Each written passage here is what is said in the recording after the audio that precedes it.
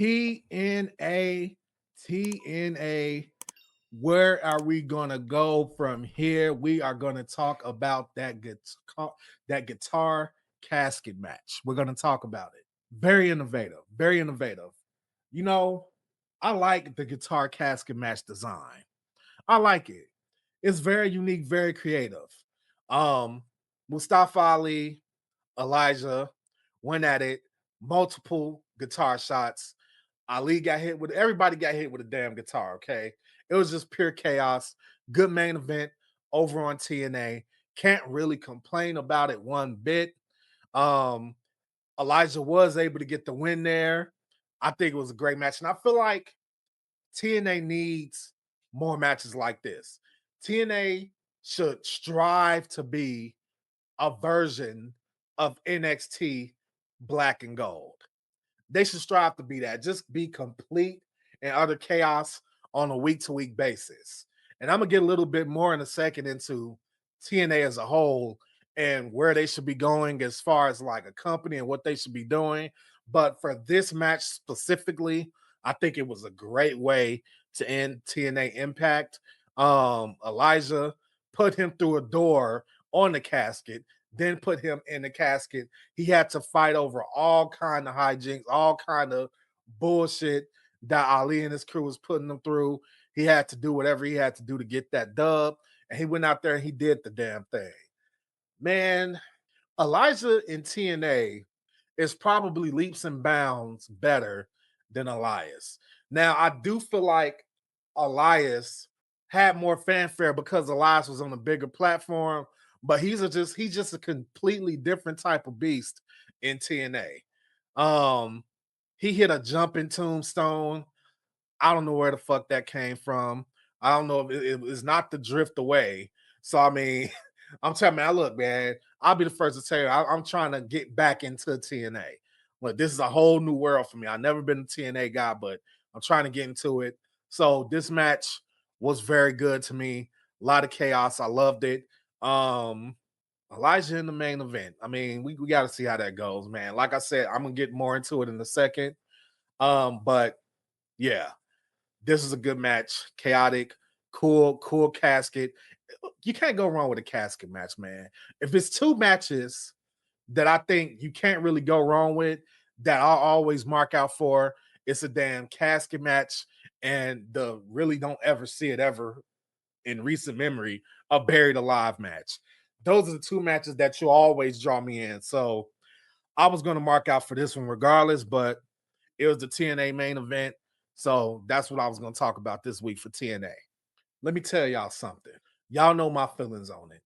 I think Leon Slater is the biggest star in TNA.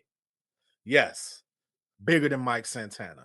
I even think he went to Roman Reigns' dentist because I could have sworn that Leon Slater had a gap.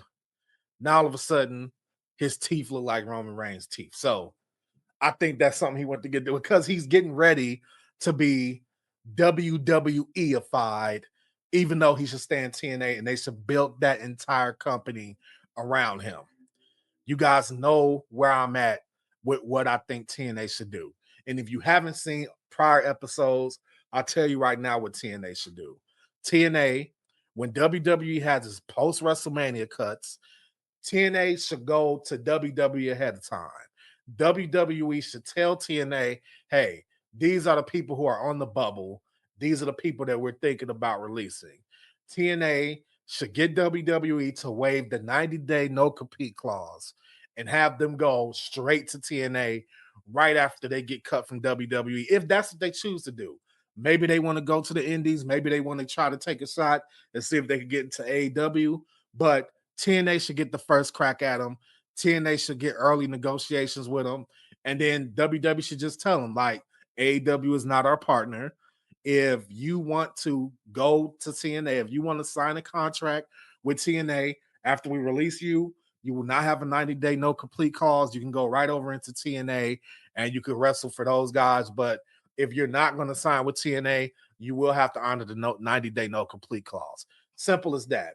But back to Leon Slater, he's the star they should build around, man. He has new interest music. He's excellent in the ring, and he's working on his mic skills. It takes some getting used to. It takes some getting used to because I'll be honest, having a British champion, I gotta get used to that shit, man. I gotta get used to it. But he got lost. He's a lot like Javon Evans, but for some reason, I feel like in a lot of ways he has more ceiling than Javon Evans. He has more range. Like I feel like Javon Evans. Nah, don't worry, I ain't finna pull out Kevin Nash and call him Bojangles and all that shit. But I feel like Leon Slater, his character shows more maturity than Javon Evans, where if Leon Slater was involved for the main championship, I would take that more serious. I would take him as a more credible threat than I do Javon Evans. Because Javon Evans just, I don't know, man, he just comes off as more of a kid to me. So, I mean, that's not to say that I don't think he has a high ceiling too. He just has a different ceiling than Leon Slater. And I think that's why WWE's trying to bring him in too. But they shouldn't. They should leave him alone, leave him right in TNA and let that company build around him. But yeah, man, the sky's the limit for this dude. Soon as he appeared on the screen, I knew I had to lock in and see what he was doing. And that's how you know you got a star on your hands, X Division champion. He does absolutely 100% need to take that title off of Mike Santana. Like, with all due respect to Mike Santana, I find him as a very, very boring, generic champion. I'm sorry. That's just how I see it. I don't know. And I feel like he had more edge to him when he was in the tag team. So we got to see where they go with that. But they definitely need to strap the rocket to Leon Slater's back. Don't have him bullshitting around with Eric Young. Eric Young wants a shot at the X Division title. Fine. He doesn't need a feud with Eric Young. He needs to be feuding with Mike Santana. He needs to be taking that title from Mike Santana. That's just where I'm at with that, man. But yeah, man, that boy got a future. His future is bright. And I'm hoping to God that TNA does not let WWE take him away like they did with Joe Hendry. They need to not let that happen. Joe Hendry, Jordan Grace, wrestlers like that, they need to just lock Leon Slater in for the long haul, and they need to be adding to their talent depth for their company, because I'm sorry, if Mike Santana is your champion, then you're seriously lacking in star power on that show. Once again, that's not a knock on Mike Santana. I just don't think that that's the right role for him to be like the champion of your company. It's just not. Same thing with Nick Namath. But at least Nick Namath has former WWE World Champion on his resume. So you could at least get by with that. But Mike Santana, I'm not buying into it, man. He's not a credible champion to me of a company that you want to like hopefully contend to be the second best company. I just don't see it, man. But yeah, Leon Slater, he has a chance to be that guy. Our TNA star of the week, who else can it be? Who else can it be but Elijah? That's all it could be. Won a damn guitar casket match. That was damn near the most memorable thing on TNA. I honestly can't sit here and tell you anything else relevant that I remember from this week TNA. And I watched the show, but I do remember that. And it's not just because it was the last thing that happened on the show, but because it was the most relevant thing. Elijah won a very cool match. We'll see if that leads to anything, but he is definitely our TNA star of the week, Elijah.